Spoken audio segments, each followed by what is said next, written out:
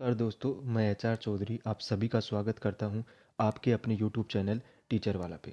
दोस्तों, रीट 2021 के online form शुरू हो चुके हैं और उसी के संदर्भ में आज का ये वीडियो मैं बनाने जा रहा हूं। उम्मीद है आपने कुशलता के साथ में ये फॉर्म भर दिए होंगे। अगर आपने नहीं भरे हैं तो ये वीडियो ज़रूर देखें ताकि कोई गलती ना हो सके। सबसे पहले इस फॉर्म में बेसिक डिटेल्स भरी जाएंगी, जैसे आवेदक का नाम है, लिंग है, पिता का नाम है, माता का नाम, जन्म तिथि और जो आपकी एज 1 जनवरी 2023 तक क्या हो चुकी है वो आपको काउंट करनी है और इसके अंदर भर देनी है। नेक्स्ट आपकी कैटेगरी क्या है, आप ओबीसी में हैं, जनरल में है, जो भी कैटेगरी आपको यहाँ पे भरनी है। अगर आप ईडब्ल्यूएस में हैं आप ज़रूर इसमें भर सकते हैं। उसके बाद में अगर आप विशेष दिव्यांगजन हैं या फिर विशेष योग्यजन प्रतिशत हैं, आपका धर्म क्या है और आपकी वैवाहिक स्थिति। कुछ दोस्त पूछ रहे थे कि अभी विवाह हो चुका है, तो अगर आपके पास में सर्टिफिकेट बना लिया आपने तो ज़रूर आप इसमें दर्शा सकते हैं। अगर आपने नहीं बनवाया है तो आप अविवाहित उसमें फॉर्म में कर सकते हैं, अगर आपके पास में अभी सर्टिफिकेट नहीं बना है तो। नेक्स्ट अगर हम बात करें तो इसमें अगर विवाह हो चुका है तो ये सारी डिटेल्स आपको भरनी होंगी और विवाह पंजीकरण नंबर ये सब आपको भरने होंगे।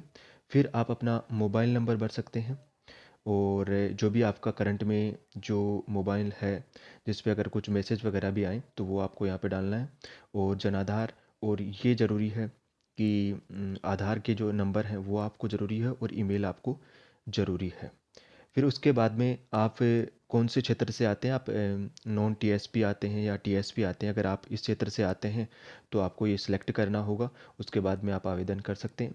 अन्यथा आप आगे बढ़ करके यहाँ से आप अपना एड्रेस भरेंगे और इसके बाद में आप अपना राज्य चुनें, ज़िला चुनें और आपका जो भी गांव है वो आप चुन सकेंगे। और उसके बाद में आपके जो एरिया के जो पिन कोड नंबर हैं और फिर से आपका जो मोबाइल नंबर है वो डिटेल के रूप में आप भरेंगे। इसके बाद में जो पता है सेम वही जो आपने एड्रेस में लिखा है आप वो भर सकते हैं। आपका जो शहर है, वो ज़िला है, जो राज्य है, पिन कोड, वो सब डिटेल फिर से आप भर सकते हैं। इसके बाद में ये भी बेसिक डिटेल्स हैं जो आप सभी को पता होती हैं। गृह जिला कौन सा है, गृह राज्य है, राष्ट्रीयता। अगर आप दूसरे जिले राज्य से भी हैं तो आप यहाँ पे अपना डिस्ट्रिक्ट आपको सॉरी स्टेट आप यहाँ पे दर्शा सकते हैं।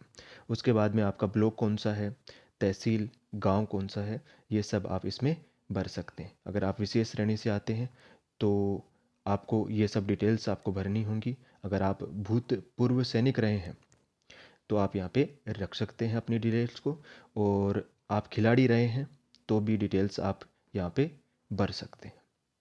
इसके बाद में अगर आप एनसीसी कैंडिडेट हैं, ये सब आपके जो कुछ विशेष विद्यार्थी होते हैं उनकी डिटेल्स आप यहाँ पे भर सकते हैं।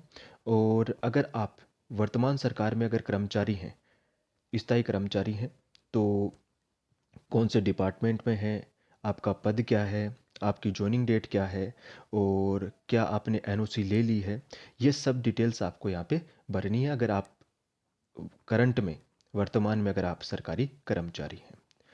उसके बाद में आपकी परिवार की आय के बारे में यहाँ पे पूछा है। फिर आती है अतिरिक्त श्रेणी में, अगर आप हैं इनमें से तो आप ज़रूर भर सकते हैं। और फिर सबसे जो इम्पोर्टेंट आती है वो बात आती है यहाँ पे शैक्षिक योग्यता में। शैक्षणिक जो आपकी योग्यता है उसको लेकर के इसमें आपको किस तरीके से क्या भरना है वो काफ़ी ज़रूरी हो जाता है। तो देखिए दोस्तों, आपको 10वीं क्लास, 12वीं क्लास, ग्रेजुएशन है, अगर आपने पोस्ट ग्रेजुएशन की है तो आप डिटेल ज़रूर भरें। नहीं किया अन्यथा आप छोड़ भी सकते हैं, इसमें कोई दिक्कत नहीं है। जो स्टार लगा है इसका मतलब ये ज़रूरी है। और रीट का जो आवेदन है और जो भी बीएड वगैरह बीएसटीसी है वो आपको यहाँ पे भर देना है। तो यहाँ पे आपको रोल नंबर सब में और यहाँ पे आपका जो भी परिणाम रहा है वो उत्तीर्ण कौन से वर्ष में हुए वो आप भर सकते हैं। और कितने महीने हुई टोटल, मतलब आपने जो एडमिशन लिया था और आपका जो रिजल्ट आया था उसके दौरान कितने मंथ हुए वो आपको डिटेल यहाँ पे भरनी है। आपके कुल अंक कितने थे कि जैसे 600 में से आपके 400 500 जितने भी मार्क्स आए वो आपको यहाँ पे भरने और कुल अंक आपको यहाँ पे भरने। प्रतिशत जो है अपने आप जब आप कैलकुलेट करेंगे तो यहाँ पे आ जाएगी। और प्रवेश तिथि, ये थोड़ी सी दिक्कत चल रही है अभी सभी के सामने, ये सबसे ज़्यादा डाउट चल रहा है कि 10th और 12th की स्कूल में से जाकर के लाएं क्या। अगर आप ला सकते हैं बेशक आप लाइए और यहाँ पे आप भर सकते हैं, आपकी स्कूल में ज़रूर मिल जाएगी। अगर आप नहीं ला सकते, किसी कारणवश स्कूल जो है अभी बंद हो चुके हैं, तो आप जो है अभी तक की जो जानकारी है उसके मुताबिक ये हो रहा है कि या तो आप 1 जुलाई भर दें, या फिर कोई ज़रूरी नहीं है आप भरें, इसे आप खाली भी छोड़ सकते हैं। तो अभी इसका जो ऑफिशियल नोटिफिकेशन है वो जारी नहीं हुआ है। जैसे ही ये जारी हो जाए 1-2 दिन आप वेट कीजिए, आप ना भरें, कोई दिक्कत नहीं है। फिर आती है ग्रेजुएशन की, अगर आप ला सकते हैं आप ज़रूर लाएं। और बीएड वगैरह की तो आपको मेरे हिसाब से लानी पड़ेंगी। बाकी इन दो में आपको छूट मिल सकती है, वो 1-2 दिन में आपको नोटिफिकेशन मिल सकता है। नेक्स्ट अगर मैं बात करूं, तो इसके अंदर आपको सेम वही बीएड में जो भी आपको प्राप्त हुई वो आपको यहाँ पे भरनी है। फिर हम बात करते हैं रीट में। रीट में जो आपका बोर्ड का नाम क्या लिखना है, तो वो आरबीएसई ने लिया तो आरबीएसई लिखेंगे अब। फिर आपके रोल नंबर क्या है, कितने अंक आपको मिले, ये सब डिटेल आप इसमें भर देंगे। दोस्तों, ये जो चैनल है, इस चैनल पर एकदम सटीक और सही जानकारी ज़रूर लगातार आपके लोगों तक पहुंचाई जाएगी। आपसे यही मेरा विनम्र निवेदन है कि आप इसे सब्सक्राइब कर लें। जैसे ही नई वीडियो आएगी बेल आइकन को प्रेस कर लें ताकि वो आपको अ, आपकी स्क्रीन पर दिखाई दे। आपसे ये रिक्वेस्ट करूंगा कि आप ज़रूर से ज़रूर इसे सब्सक्राइब करें। किसी प्रकार की कोई गलत जानकारी, एकदम सटीक जानकारी यहाँ पे दी जाएगी, आपको भ्रमित नहीं किया जाएगा दोस्तों इस पे। नेक्स्ट जो आपको इसमें फॉर्म में ध्यान रखना है वो आपको ये रखना है कि अगर आपको किसी प्रतियोगी परीक्षा में बाहर किया गया था, काफ़ी कम लोग होते हैं ऐसे जिनके साथ में ऐसा होता है, तो वो डिटेल्स आप यहाँ पे भर सकते हैं। फिर नेक्स्ट आप आगे बढ़ सकते हैं और आपको यहाँ पे आपको भरना होगा स्नातक में जो वैकल्पिक विषय हैं। जो भी विषय थे आपके, 3 विषय होते हैं और तीनों विषयों का आप यहाँ पे नाम लिखेंगे। अब आपको रीट में जो दो तो लैंग्वेज थी, आपने पहली हिंदी ली और दूसरी जो है इंग्लिश ली या संस्कृत ली, वो आप यहाँ पे भरेंगे। और तीसरा जो आपका विशेषज्ञता विषय है, मतलब आप सामाजिक विज्ञान से हैं या विज्ञान गणित से हैं, जो भी हैं आप यहाँ पे भर सकते हैं। ठीक है। नेक्स्ट जो है आपको वो भरना है कि आपने स्नातक की जो पढ़ाई थी किस माध्यम से की, और अगर आपने जो पीजी कर लिया तो वो किस माध्यम से की, वो आपको यहाँ पे भरना है। यहाँ आपको भरना है 90-10। ये इंपॉर्टेंट है, देखिए आप सोच समझ करके ये मार्क्स भरें, बहुत सोच समझ करके भरें। क्यों? क्योंकि जो कट ऑफ आने वाली है वो इन्हीं मार्क्स के हिसाब से आएगी आपकी। तो ये थोड़ा सोच समझ करके भरें, ओरिजिनल और सटीक भरें।